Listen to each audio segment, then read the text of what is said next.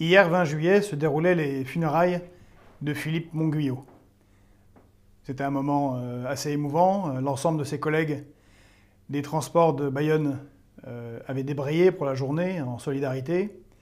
Et de partout sont venus des soutiens, des commentaires, car ce crime, ce qui est en réalité un meurtre gratuit, a indigné très largement en France. Et il est révélateur d'un ras-le-bol que je crois généralisé par rapport à ce genre d'exactions, de crimes qui, malheureusement, fleurissent un peu trop en France. En effet, ce crime fait suite à de nombreux autres.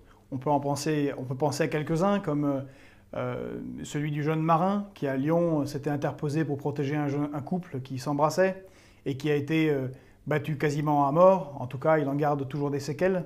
Ou alors le barman très courageux de l'Assemblée nationale, Jean-Michel Gaudin, qui lui s'était interposé pour défendre une femme et qui était battu également à mort, ou presque à mort, puisqu'il est maintenant très gravement handicapé à vie. Et puis il y a eu dans la nuit de samedi la tragique mort d'Axelle Dorier, cette aide-soignante qui est morte d'une manière horrible, écrasée par la voiture de ceux qui l'ont tué, après qu'ils aient écrasé son chien.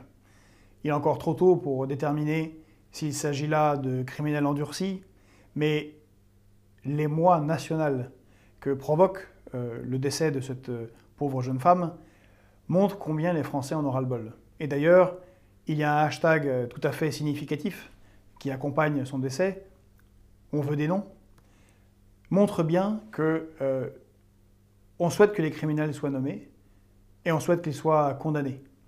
Eh bien, il y a un ras-le-bol. Il y a un ras-le-bol face à ce qui est perçu comme une impunité de petits criminels et qui fait étonnamment écho à une impunité du haut de la société, des plus puissants et des plus riches qui peuvent également facilement faire ce que ne peuvent pas les autres citoyens. Ce sentiment d'impunité face à ce qu'on peut considérer comme des prédateurs sociaux, des bombes humaines, des gens gorgés de haine, se double d'une incompréhension après les événements de Dijon, ou encore récemment de ce qui a fait rire et en même temps choqué tout le monde, ces accords entre les dealers et la population à Saint-Ouen,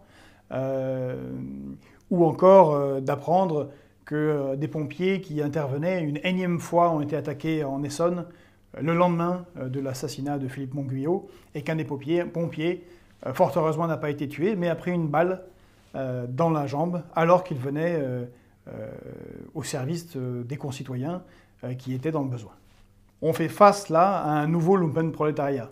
C'est cette catégorie développée par Karl Marx, de cette sous-couche des catégories populaires, des prolétaires, qui se démarquent des intérêts des catégories populaires et n'écoutant plus que la haine rentrée et l'appât du gain, son propre intérêt immédiat, devient extrêmement violente et de facto va contre les intérêts de la classe sociale dont elle est originaire. Et c'est ce que l'on note, les premières victimes de cette criminalité-là sont les catégories populaires. Alors à droite, on va immédiatement entendre énormément d'indignation, de condamnation, à qui mieux, on va accuser le laxisme de la justice. C'est assez étonnant car la droite, en tout cas la droite du gouvernement, a depuis une quarantaine d'années passionnément appliqué les politiques néolibérales imposées par l'Union européenne, qui ont, entre autres, pour conséquence, le manque de financement de la police, le manque de financement de la justice, le manque de financement du système carcéral. C'est bien sous Nicolas Sarkozy que la France s'est retrouvée avec 7 à 8 000 policiers en moins. C'est bien depuis cette époque-là que la justice n'est pas assez financée, en particulier la justice qui peut traquer ce type de criminalité. C'est de cette époque-là que l'on a la politique du chiffre, c'est-à-dire consistant à faire des micros-arrestations, mais sans faire d'enquête en profondeur pour démanteler les réseaux, pour démanteler cette criminalité-là.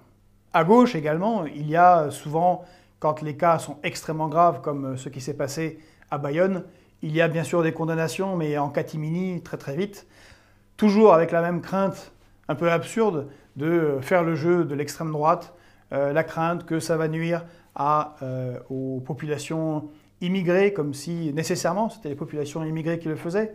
Néanmoins, on voit que quand le pouvoir le veut, il peut avoir une politique extrêmement dure. Et on l'a vu avec les Gilets jaunes.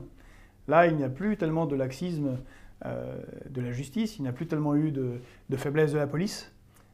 Ce mouvement social de Français qui tout simplement réclamait un peu plus de justice sociale et un peu plus de justice fiscale a été, lui, très très fortement réprimé.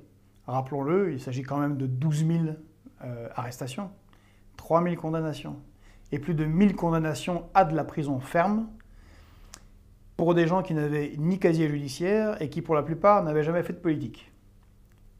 Il s'ajoute bien évidemment aux plusieurs centaines de blessés graves, aux éniclés, à ceux qui ont perdu un membre, ce qui est une répression extrêmement violente, digne d'un régime dictatorial.